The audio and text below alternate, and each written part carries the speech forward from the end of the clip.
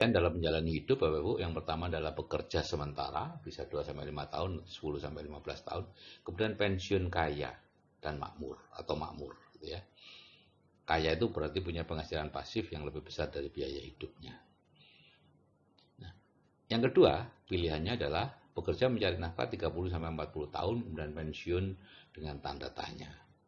Dan yang ketiga, bekerja mencari nafkah sampai akhir hayat selama 40-60 tahun, ya. Bisa pada satu pekerjaan seperti dokter, pengacara dan lain-lain, tapi bisa juga dalam berbagai pekerjaan seperti tentara, pensiun kemudian menjadi satpam, pensiun kemudian bertani atau berdagang. Nah, kira-kira dari ketiga pilihan tadi mana yang paling enak, Bapak Ibu? Ya, tentunya yang paling atas ya. Problemnya adalah hanya sedikit sekali yang tahu bahwa yang di atas itu ada.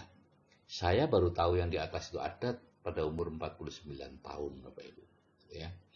Sebagian besar orang tidak tahu sampai meninggal bahwa yang di atas itu paling atas itu ada, nomor satu itu.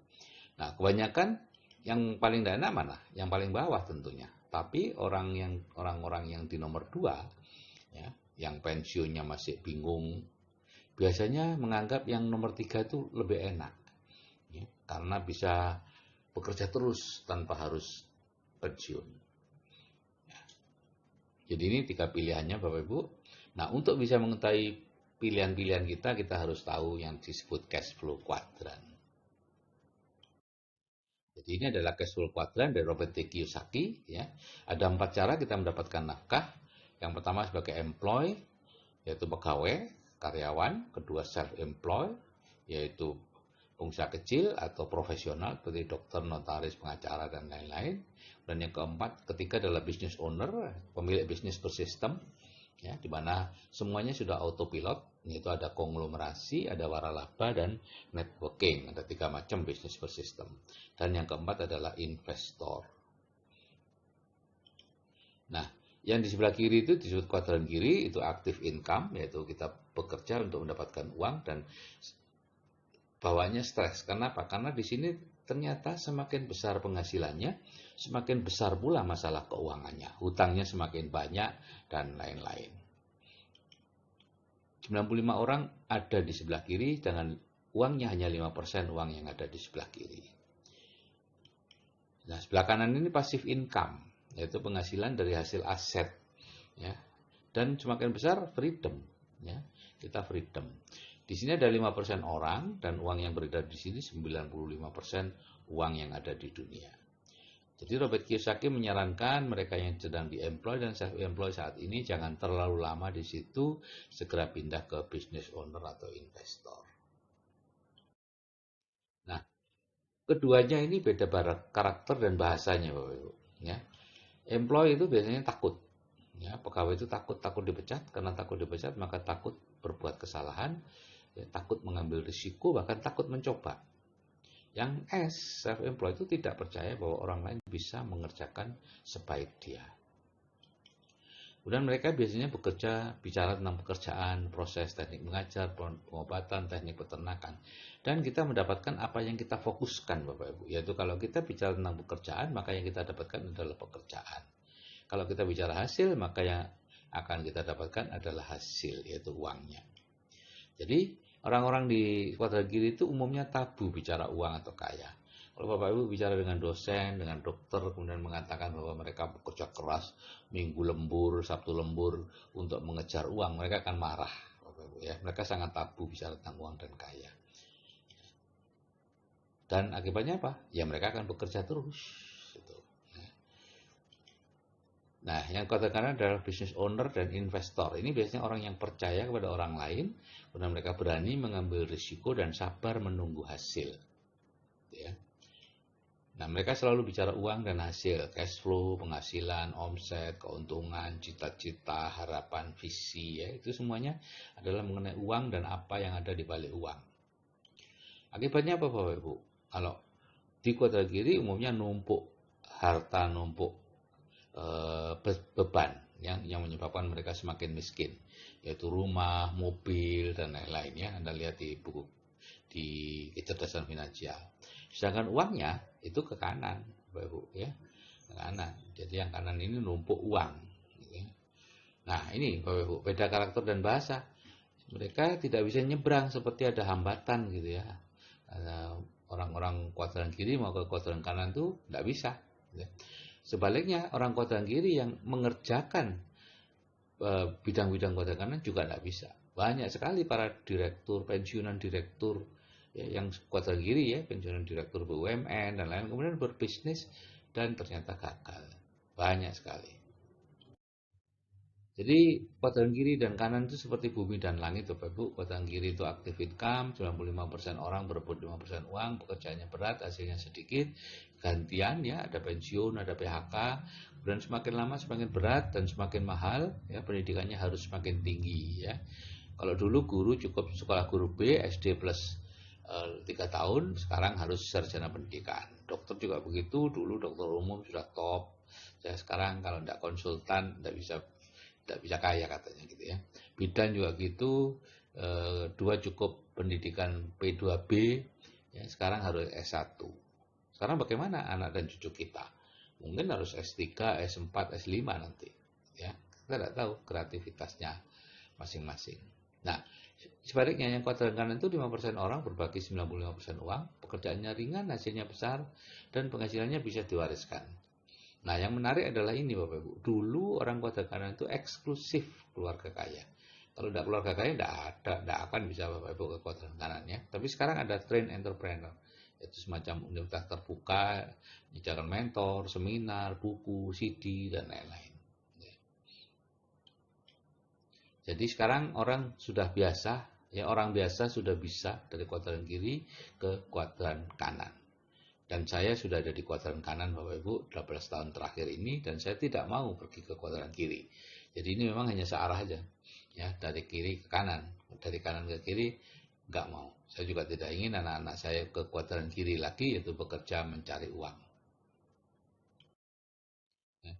Kalau kita lihat dari generasi ke generasi, kuadran kiri itu atau yang active income itu semuanya dimulai dengan dari dirinya sendiri dan dimulai dari dasar, tidak bisa meneruskan. Jadi ayahnya yang guru, anaknya mungkin dokter tidak bisa meneruskan gurunya, cucunya mungkin pegawai bank tidak bisa meneruskan bapaknya yang dokter. Semuanya dari bawah. Sebaliknya di kuadran kanan itu bisa meneruskan Bapak Ibu ya, meneruskan mengawali dari apa yang sudah dicapai oleh orang tuanya. Sehingga dengan begitu bisa sampai ke puncak sukses karena bisa meneruskan. Itu yang saya sukai dari kuadran kanan. Apapun yang kita kerjakan sekarang bisa diteruskan oleh anak-anak kita. Nah, cara pindah kuadran itu cara lama adalah seperti ini, dari employee ke self-employ ya. Anda karyawan misalnya, kemudian keluar, Anda membangun usaha. Nah, kemudian usaha itu Anda bangun sehingga menjadi business owner, bisa autopilot, menjadi korporasi. Barulah dari situ ke investor. Nah, ini dengan usaha sendiri. Biasanya butuh waktu 20-30 tahun, 2-3 kali bangkrut gitu ya. Dan kecil sekali peluangnya ya, kurang dari 1% Bapak Ibu kalau di Amerika ya. Di Indonesia belum ada statistiknya. Nah, cara baru dengan trade entrepreneur itu Anda yang ada di employ dan self employ ya, itu bersama-sama terus belajar menjadi business owner, memiliki bisnis bersistem. Nah, dari situ nanti ke investor ya. Kemarin tadi ada tiga macam bisnis bersistem, yaitu konglomerasi, waralaba, dan networking. Jadi cara pindah kuadran itu diawali dengan merubah pola pikir, ya, pola pikir, melakukan reinstall kalau bisa. Sayangnya tidak bisa direinstall, jadi bisanya hanya diencerkan dengan pola pikir orang kuadran kanan. Ya, kalau dulu caranya adalah dengan merantau, ya, jadi ini pola pikir kuadran kiri atau pola pikir miskin, menjadi pola pikir kuadran kanan atau pola pikir kaya. Dulu hanya bisa merantau, kemudian ketemu dengan mentor. Kalau sekarang ya dengan train entrepreneur. Anda tidak perlu harus merantau secara fisik. Jadi cara lama punya impian, kemudian merantau, menjadi murid orang kaya, merubah pola pikir, menjadi mantunya dan lain-lain, dan kemudian menjadi kaya. Dengan cara baru kita beri impian di Building the Dream ya, dengan dua audio terapi bawah sadar tadi, kemudian Anda masuk ke train entrepreneur di CAA, dilatih untuk menjalankan sebuah bisnis. Kalau Anda mau, kalau Anda ya tidak masalah gitu ya. Dan disitu Anda menjadi kaya. Jadi di sini ada hambatan ego Bapak Ibu ya. Kalau kita punya pola pikir kaya, maka kita akan melihat atau melirik bisnis-bisnis kuadran kanan, yaitu business owner dan investor yang sifatnya membangun aset. Kalau kita punya pola pikir miskin, maka biasanya yang kita lirik atau kita anggap bagus adalah bisnis-bisnis yang kuadran kiri. Jadi kalau kita miskin kemudian ingin memiliki bisnis kuadran kanan, tidak bisa, ya, tidak mungkin. Bisa aja tertarik sebentar, tapi setelah itu Anda tidak mungkin mengerjakan terus karena tidak kuat dengan penolakan-penolakan dari pikiran bawah sadar Anda sendiri. Gitu ya. Jadi harus dibuat dulu pola pikir miskin, dibuat kaya dulu. Dan baru bisa mengerjakan bisnis kuadran kanan, yaitu membangun aset. Nah, jadi train entrepreneur itu apa? Menurut buku Business School ya ada 3 macam entrepreneur, yaitu born entrepreneur atau entrepreneur yang dilahirkan karena lahir di kuadran kanan, lahir di tengah-tengah orang kaya. Kemudian forced entrepreneur atau ya ini karena usaha sendiri ya, atau accident entrepreneur ya, karena kecelakaan tidak diterima sebagai pegawai dan lain-lain ya. Ini di Amerika Serikat keberhasilannya kurang dari 1%. Dan yang ketiga adalah train entrepreneur, yaitu entrepreneur yang memang dilatih. Ya, dilatih dengan seminar, buku, CD, kemudian membangun bisnis networking ya. Karena disitulah bisnis networking yang baik adalah satu-satunya, ini menurut Robert Kiyosaki ya, bukan menurut saya ya. Saya hanya membacakan aja, adalah satu-satunya kesempatan bagi orang-orang yang tidak punya uang, tidak punya modal, tidak punya keahlian bisnis, dan tidak punya waktu yang cukup. Misalnya umurnya sudah 40-an, 30-an, dan lain-lain ya. Satu-satunya ada dengan bisnis networking kalau Anda ingin bebas finansial dan bebas waktu di kuadran kanan. Nah, kunci daripada train entrepreneur adalah leadership seminar ya. Setelah Bapak Ibu mendengarkan audio terapi bawah sadar, kemudian Bapak Ibu perlu ke leadership seminar untuk mendengarkan atau melihat sendiri bagaimana orang-orangnya. Nah, dari situ kemudian akan muncul ide-ide apakah Bapak Ibu memang akan membangun pipa 50 tahun ya dengan investasi dan lain-lain, atau mau cepat membangun pipa 5 tahun dengan menjalankan bisnis networking. Ini setiap orang beda-beda. Ya. Jadi leadership seminar itu diadakan 3 kali setahun di 5 kota, Jakarta, Medan, Surabaya, dan Pasar, dan Makassar. Di situ yang berbicara adalah orang-orang yang sudah berpenghasilan pasif 100 juta lebih. Dan di situ yang kita perlukan bahwa kita perlu role model yang mana bahwa memang ada orang-orangnya. Ya, kita mendengarkan audio terapi bawah sadar itu untuk meningkatkan plafon rezeki menjadi 100 juta sebulan, tapi kita perlu melakukan internalisasi dengan cara melihat orang-orang yang sudah berhasil di situ. Ada 12 hal yang dipelajari ya, team building, time management, goal setting, people skill, communication skill, leadership skill, dan sebagainya. Ya, ini tidak terlalu penting karena ini di buku-buku juga banyak gitu ya. Tapi yang paling penting adalah ke-12 hal ini bisa diterapkan atau bisa diajarkan, dilatih di bisnis networking yang baik.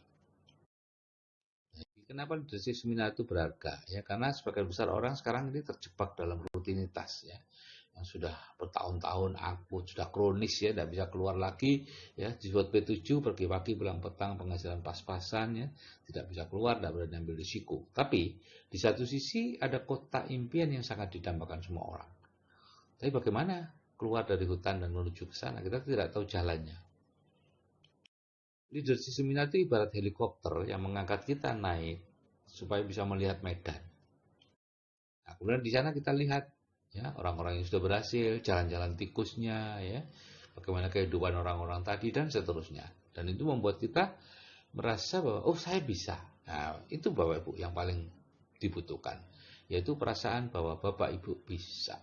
Kalau itu sudah muncul, kepercayaan itu sudah muncul, maka Bapak Ibu juga akan bisa. Jadi kemudian diturunkan lagi, yes, aku bisa, gitu ya. Anda punya harapan, punya kepercayaan, keyakinan, dan hasrat untuk menuju kota impian Anda. Nah, Bagaimana caranya? Anda sudah tahu dari leadership seminar, gitu ya. Pastikan hadir di LS.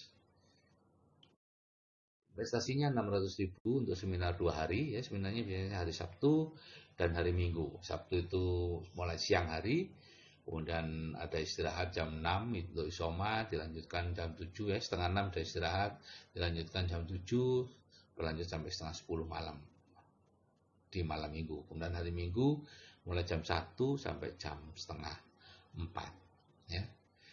Jadi 600.000 ini sangat murah Bapak Ibu untuk bisa keluar dari hutan rutinitas dan segera menuju kota impian Anda.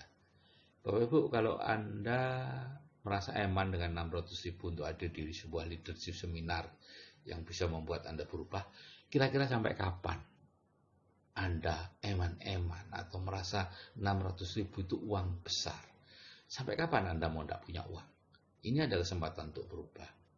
Kalau Anda mungkin tidak punya waktu, sampai kapan Anda tidak punya waktu? Ini ada kesempatan untuk berubah. Oke Bapak Ibu, kalau orang belajar bisnis atau belajar investasi itu seperti belajar terbang. Yaitu turun dulu baru naik. Ya. Jadi tidak ada ceritanya Anda bekerja langsung dapat uang. Nah itu namanya bukan investasi, bukan bisnis, tapi itu pekerjaan. Oke Bapak Ibu, ya. Kalau Anda ingin kaya sejati, ya, ini cepat aja ya, tidak ingin kaya sejati berarti ya melakukan ini karyawan, pebisnis kecil dan lain-lain. Kalau Anda ingin kaya sejati, maka tinggal punya uang apa enggak. Kalau dia punya uang, oke. Anda jadi investor atau waralaba tidak punya uang, ya sudah Anda tanya usianya kurang dari 30 tahun atau enggak. Kalau kurang dari 30 tahun, maka Anda silakan membangun bisnis konglomerasi dan networking, ya, membangun bisnis biasa, kemudian membuatnya autopilot atau membangun bisnis networking. Tapi kalau Anda usianya lebih dari 3 tahun, 30 tahun, maka tidak ada tempat selain bisnis networking. Dan saya dulu menolaknya, ya. Sangat saya tolak karena saya memenuhi semua persyaratan untuk bisa menjalankan bisnis atau harus menjalankan networking, tapi saya tidak mau.